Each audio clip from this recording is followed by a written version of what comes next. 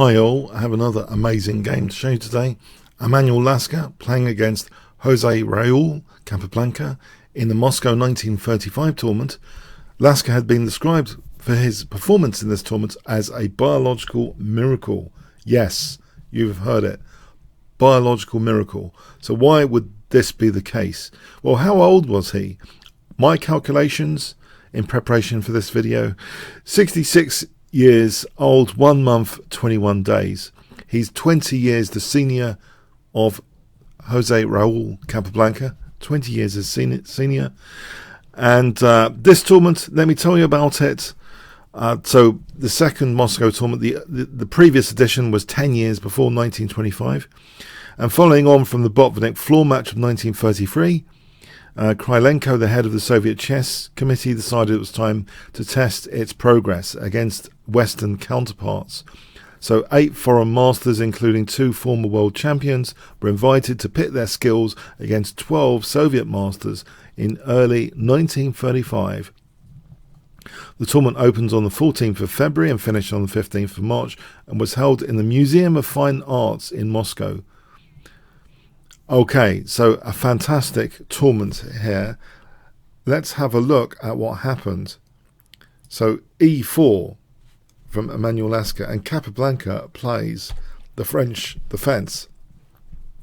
I'm not sure I would think, I mean, generally I would think against an older opponent you want to make it more tactical rather than more sort of positional and closed.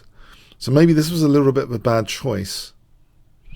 That's just my opinion. I think maybe, against younger players, you want to keep it more positional and closed and more about manoeuvring and positional chess. But if your opponent's older, I would play the Sicilian defense. So anyway, d4, d5, and we have actually one of Lasker's pet systems. After knight c3, bishop b4, we have knight ge2. This is really quite a cheeky way of handling one of the downsides of the winnower, not to have double pawns, to be able to recapture the knight, and maybe blacks can have difficulty holding on to the pawn on e4. It's a very, very interesting system indeed. We have d takes e4, a3, and the bishop goes back. Knight takes e4. We have knight f6. Already c5 is being ruled out here, it seems. If c5, white can actually just take that. And on bishop takes, d takes, any check now, there's b4 because of that a3 move. It comes in handy there. So there's a perk to it. If c5 is stopped, where is black's counterplay going to come from here? We have knight f6, and that knight is reinforced. And here, it seems Capablanca already puts a foot wrong, actually, significantly. Maybe you could argue significantly with knight bd7. It's a little bit on the passive side. Perhaps there's a slight looseness of this pawn here because there's no easy c3 to reinforce this pawn. So in that regards, maybe knight c6, although it does seem a bit strange to put a knight in front of the pawn, but maybe there's justification here. For example, bishop e3, taking off the knights, and black should look forward to, well, this is a very, very sharp line I've checked out, queen h5. Let's just entertain this for a moment. And white sacking a pawn. White should be fine in this line. White does have that perk of casting queenside. So this isn't science fiction. This might be a logical way to play, and it should be about even at least. If we just go back here, so this knight c6 might have been an improvement already. If we look at bishop f4 here, as a sort of gambit, if black ignores it, I'll just show you black ignoring it, then black should be fine. But if black did dare take, it's an interesting gambit actually as well, bishop f4. If queen takes d4, the point is this castling queenside can be quite venomous. And here, knight b5 with the black king and the rook's not connected.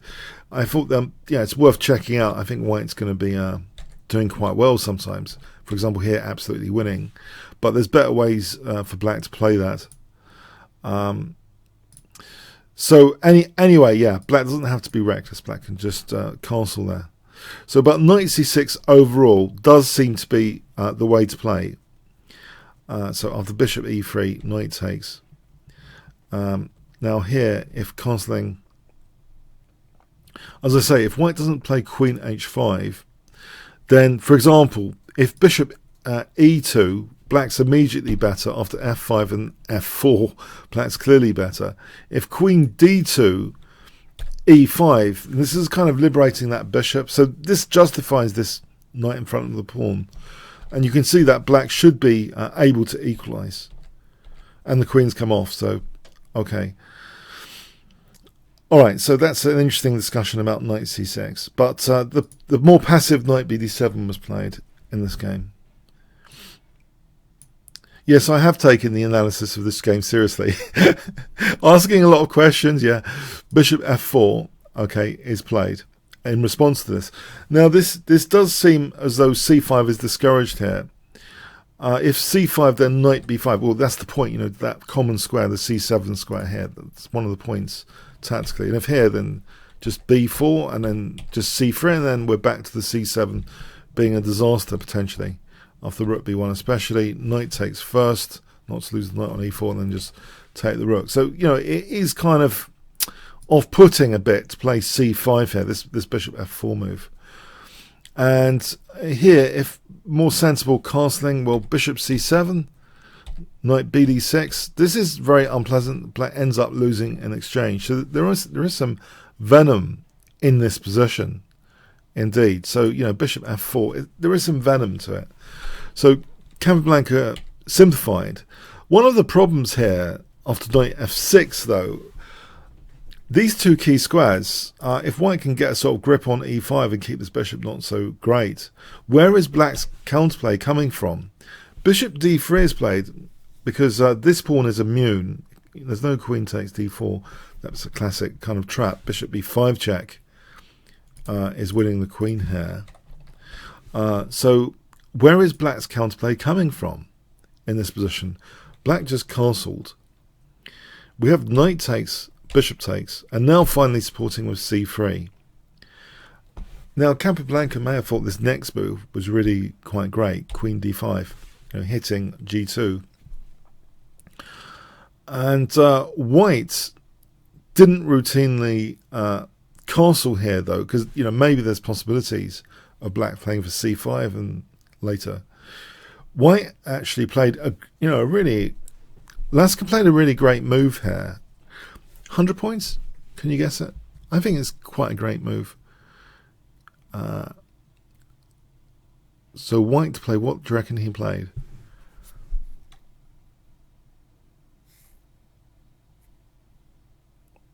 Okay, he didn't protect the pawn, he just played queen e2. It gives the option of castling queenside rather cheekily.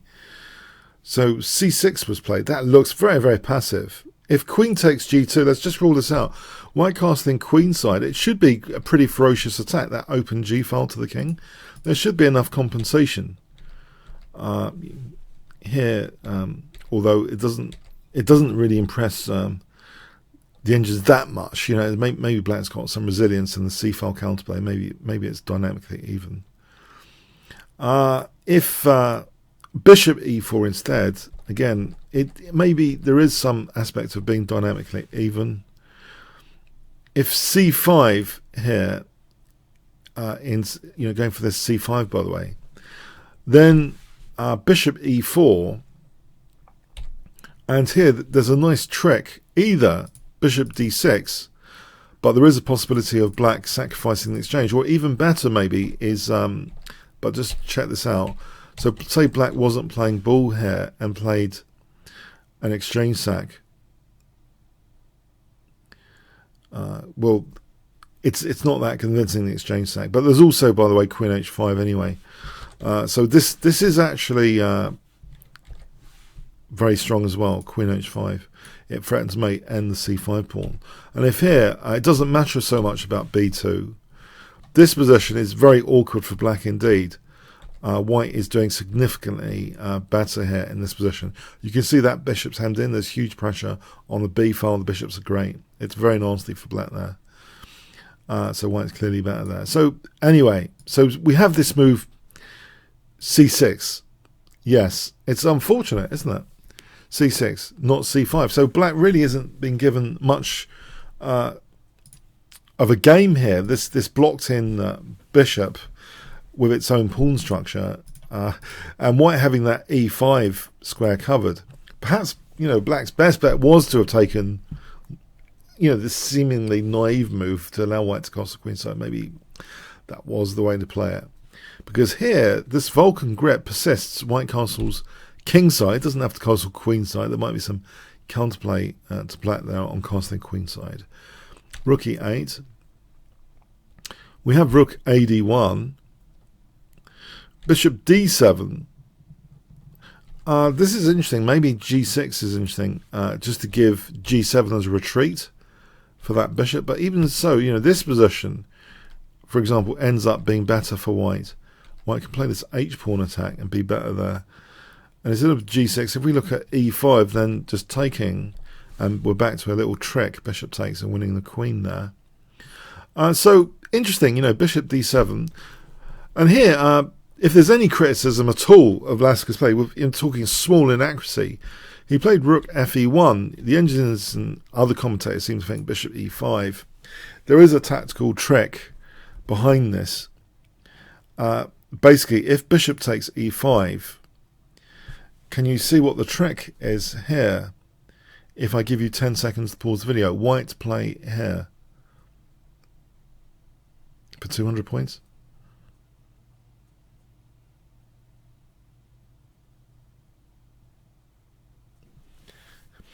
Okay, white can take on h7 because actually there's a skewer here on this d file. This bishop's really an unprotected piece. Queen b5, you might think, well, just c4 and then take on d7 and white's much better. Black can't even contest the d file. That would make things a lot worse, not just for queen d3 looking good, but actually just black getting mated, for example, like that. So, you know, bishop e5 does seem strong, and what would be the defense? If bishop e7, you know, this is quite a mega position for white, actually. Just with the superiority of the pieces here, this is already a really dominating position. It's, you know, for example, the h-pawn attack here is pretty strong. If ever black has to do a desperate stuff like this, white can switch to that diagonal. And, yeah, white's having a fantastic time here on these diagonals. Maybe with a rook lift. Getting back to that diagonal, white's going to be clearly better in these variations. These are variations which just show white is demonstrated. It's easy to demonstrate. White's going to be significantly better. So yeah, bishop e5 is very interesting, but that little tactical nuance on bishop takes, that little trick for bishop takes and d takes, may have been missed by Lasker. But give him a break, you know. He's like over 60 years old here, right? Anyway, so, you know, is he supposed to see all these tactics? That's why I would have played it. If I was Capablanca, I would have played a more tactical opening. So anyway, bishop e7. White persists with a Vulcan grip on the position. Sorry, let's go back to the game. So he didn't play bishop e5. He played rook fe1. There's still a grip on the position. It's not that easy for Capablanca to equalise. We have queen a5. Queen c2, pressurising h7 now. It's causing some dark square weaknesses. And white's kind of got a grip anyway now, bishop e5. We see bishop g7. And now this pawn chain is to be undermined. And Lasker, you know, does sense that. He plays h4. Yes, there's no defensive knight on f6. It makes this a lot more tempting. And there's also, you know, rook lifts around here to put more pressure against the king side. It seems very, very nice. Queen d8, we have h5. Queen g5. So Capablanca is now delegated, or, you know, just pouncing on some dark square weaknesses, the merging dark square weaknesses. But you know, these dark squares are getting weak now after bishop takes, king takes. Rook e5 with tempo against that queen. It is a tempo gaining target, the queen, generally. Rook de1 with a huge bind. I mean, look at this position. It's just gorgeous. You know, all this from an obscure variation against the French defence. You know, if anyone's looking for an anti-French defence line, you know, why not check out Lasker's pet system here against the world? I think I'm going to give it a try. So this is absolutely gorgeous position to get. We have rook g8 being played by Capablanca. If f6, You know, that weakens e6, so white can just rearrange for e6 torture and should be great there. So, you know, rook g8, trying to keep things solid. But now queen c1, you know, is there going to be a form pawn, or is it going to be an opening of the h file? Some tension here and drama. Rook 81, a rook lift, rook 1 to e3, bishop c8, rook h3, yeah, just building up the forces. Look at these rooks, they're wonderful compared to their counterparts. Absolutely really attacking rooks. We have king f8 being played. If you know, it looks desperate to play this, and in fact, what does it do? I mean, does it do anything tricky? Maybe there's a rook d5 if rook takes, but white can just, you know, I'm just wanted to show you the threat actually of hg check, and bishop takes g6. This is crushing because of that pin on h7. So if f5 here, then hg, and then check, bishop c4. This is nasty. This is really just horrible stuff for black. For example, like this, bang, rook takes f5. There's pins everywhere, potentially, and winning the queen. So, okay, so king f8. We have check, rook g7, hg, and guess what? Lasker plays here, 200 points. White play here. What do you think he played?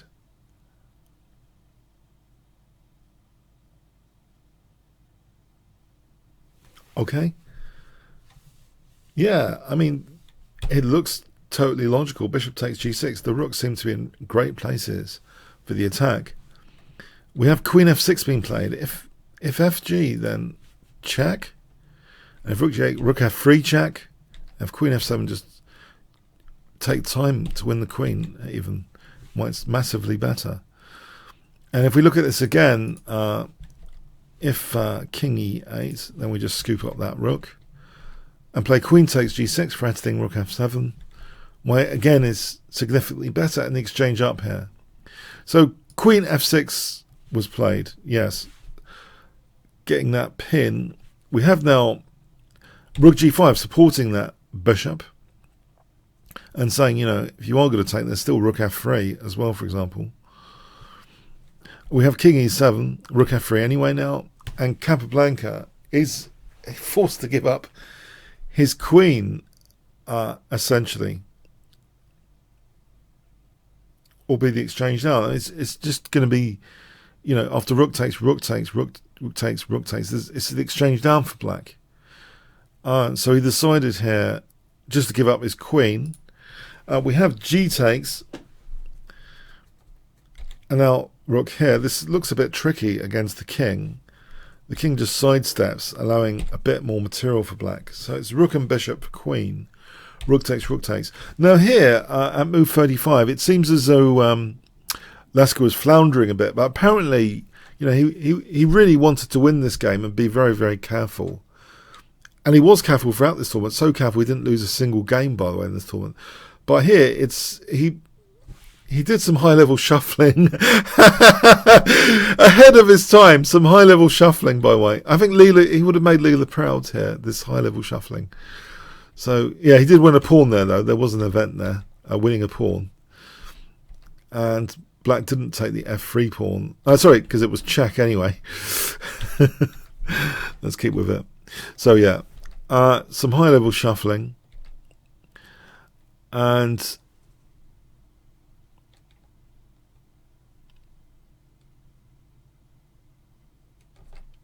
yep.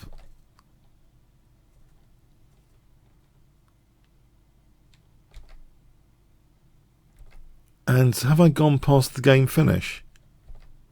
No. Maybe.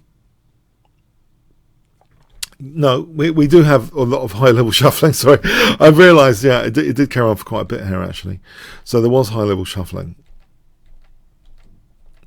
Which is another reason why this game wouldn't be covered, even though it's two classic, iconic names. I don't think this game's been covered on YouTube. Is it because of all this high-level shuffling? Golden opportunity for me to cover the game. But here, at move 64... So let's just have a revision of that high-level shuffling without me interrupting. So that was move 64. I believe it was adjudicated as a win for white. I think it reached adjudication. It was adjudicated as a win. That's what it was playing for, the adjudication, yeah. And it's difficult actually to find the exact tournament rules if you check out chessgames.com. So let's see, the damage had been done earlier. Let's just recap. So the queen against rook and bishop. So taking up to move 64, which is nice, number of squares on the chessboard, was this. So he won a pawn there, and Capablanca just didn't resign. And you're going to ask me how to win this with white, and I have actually worked that out, yes, with high technology analysis. I've worked it out. So we go to this move 64, and there wasn't a free-fold repetition. There's some speculation as if it was a free-fold repetition. So rook f8, here it was adjudicated, right? There wasn't a free-fold repetition because although the exact position might have been on the board 3 times, it needs to be the same person to move, and it wasn't the same person to move. So there are very, very strict rules on free-fold repetition. It wasn't. Anyway, so if the game continued here, there is a plan. If you look at this, all the pawns are on light squares. There are dark square corresponding weaknesses. This means, the king can sometimes go in there.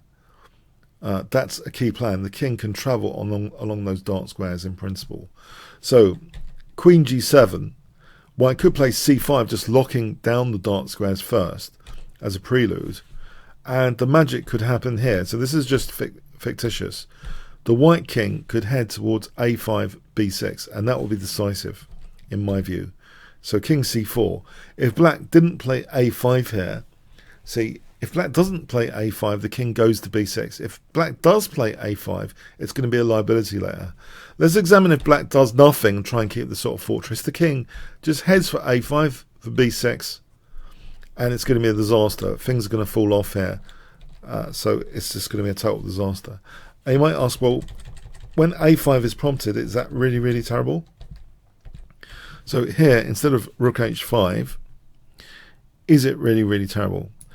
Yes, because queen g7, that is a liability pawn. Check, check. There is a way of getting in to attack a5. First, fix it, and offer one of these double pawns. They're only double pawns, like a spare one. It's like having a spare. You don't really, they're not going anywhere in their own right.